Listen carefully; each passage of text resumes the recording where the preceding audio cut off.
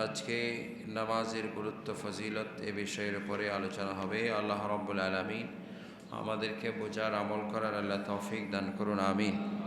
আল্লাহ রাব্বুল আলামিন কুরআনে হাকিমে আল্লাহ রাব্বুল আলামিন ইরশাদ ফরমাচ্ছেন সূরা আনকাবুতের ৪৫ নম্বর আয়াতে কারিমা ২১তম পারার শুরুতে আল্লাহ রাব্বুল আলামিন ইরশাদ ফরমাচ্ছেন উতলু মা উহিয়া ইলাইকা মিনাল কিতাবি ওয়া আকিমিস সালাতা ইন্নাস সালাতা তানহা আনিল ফাহশাই ওয়াল মুনকার ওয়ালাযিকরুল্লাহি আকবার ওয়াল্লাহু ইয়ালামু মা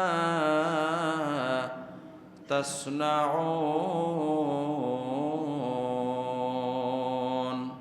আল্লাহ রাব্বুল আলামিন ইরশাদ ফরমাচ্ছেন উতলু মা উহিয়া ইলাইকা মিনাল কিতাব,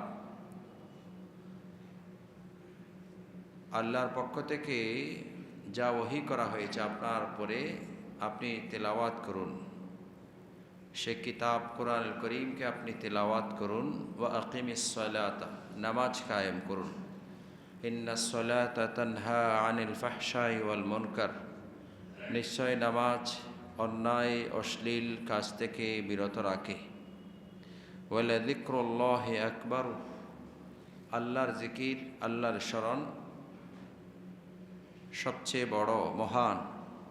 ওয়াল্লাহু ইয়ালামু মা তাসনাউন, আর রব্বুল আলামিন জানেন তোমরা যা করো, যা কিছু করো না কেন সব কিছু আল্লাহ রাব্বুল আলামিন জানেন, আল্লাহ দেখেন। আল্লাহ রাব্বুল আলামিনের ইলমের মধ্যে সব কিছু আছে। সবাই বলো সুবহানাল্লাহ। এই আয়াতে করিমার মধ্যে আল্লাহ রাব্বুল আলামিন রাসূল পাকের মাধ্যমে আমাদেরকে মূল দুটি কাজের কথা বলেছেন। অনেকগুলি আল্লাহর পক্ষ থেকে আদেশ নিষেধ আছে আমাদের উপরে।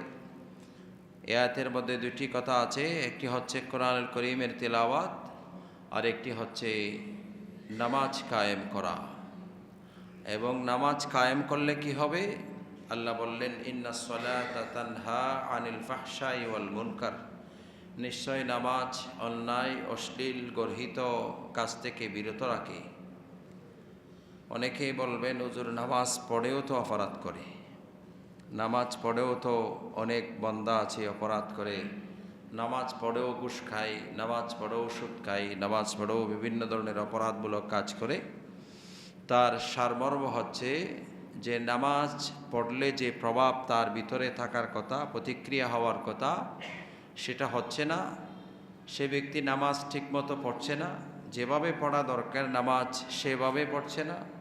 নামাজ পড়ার পরে যেই এফেক্ট তার ভিতরে হওয়া দরকার সেভাবে না পড়ার কারণে সেটাও তার কাছে হচ্ছে না, এমনি এমনি পড়ছে। সেই জন্য নামাজ পড়ার পরেও বহু মানুষ অপরাধ থেকে বাঁচতে পারে না, অপরাধ করে। সবাই বলুন নাউজুবিল্লাহ।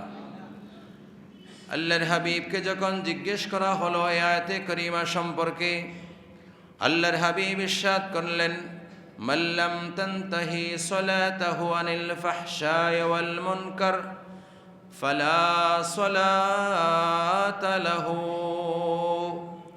যে ব্যক্তি নামাজ আদায় করার পরও অন্যায় অশ্লীল কাজ থেকে বিরত থাকে না, মাল্লাম তানতাহি সালাতাহু, তার নামাজ তাকে অন্যায় থেকে অশ্লীল থেকে অপরাধ থেকে বিরত রাখে না, ফালা সালাতা লাহু, তার জন্য সেটা নামাজ নয়, সেটা মূলত নামাজ নয়।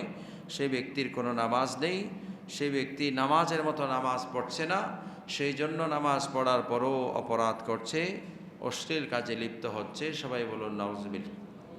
আবি হুরায়রা রাদিয়াল্লাহু আনহু قال قال رسول الله صلى الله عليه وسلم